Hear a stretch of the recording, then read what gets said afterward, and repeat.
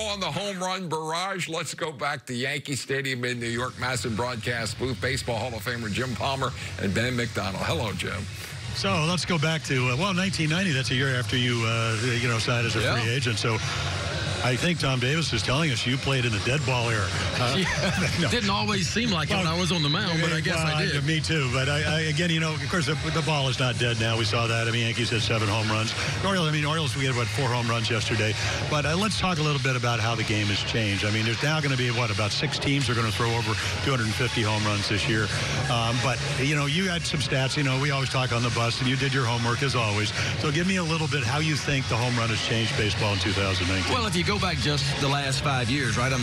Stolen bases are down, sacrifice bunts are down, strikeouts are up, so are home runs. But the weird thing is batting average is way down too. Last year, the league overall hit 248, which was the lowest batting average since 1972. So what that tells you is managers are playing for the big innings now. They're not bunting anymore. They're not stealing bases anymore. They're trying to bang the ball out of the ballpark. It's working to a lot of degree, but it's also costing on the batting average. And I think it's because the approach at the plate has not changed that much, right? You see almost the same swings 2-0 as you do 0-2 now.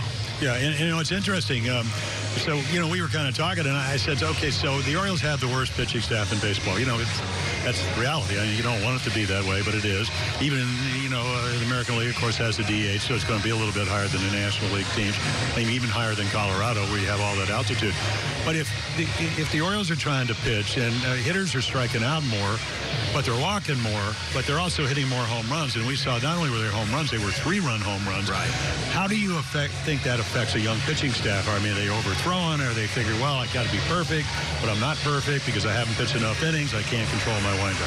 Well, it's tough for a young pitching staff because, one, you're trying to learn the league. You know how you want to attack guys. I think what you're seeing with the Orioles is I think they know how they want to attack, but they're not able to do it always. You see too many balls that are missed out over the plate. And obviously, with the swing that we have now, more of a launch angle, uppercut type swing, you want to try to elevate the ball up in the zone and get it just above the belt because that's where you're going to get some swings and misses. But when you miss down out over the plate, and the Yankees have proved it. 59 home runs in 17 games now against the Orioles. And if you go back and look at the home runs, Jim, almost every one of them have been mistake pitches left out over the plate. Yeah, I talked to Doug Brocail today. I said, are you teaching that flat slider? And he goes, oh.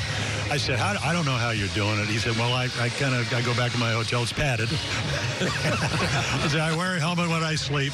And, it's been a tough year for him, whatever. But so home runs are up, strikeouts are up, walks are up. They call it, the 3 outcomes.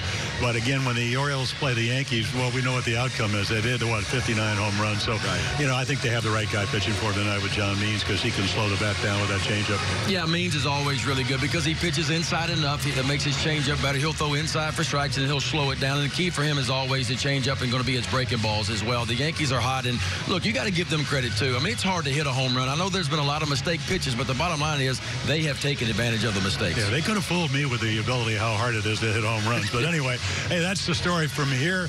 Of course, I don't know, 50 years ago I pitched a no-hitter. Maybe we'll have a combined no-hitter. They did it in Aberdeen. So, guys, back to the studio. And, Demper, there goes, Ben just told you got to play for the big inning. We can't play for those one-run ball games. We just have to pitch a little bit better. And this is the date to congratulate you on your no-hitter. Baseball Hall of Famer Jim Palmer and great. We don't want to live baseball. in the past, Tom.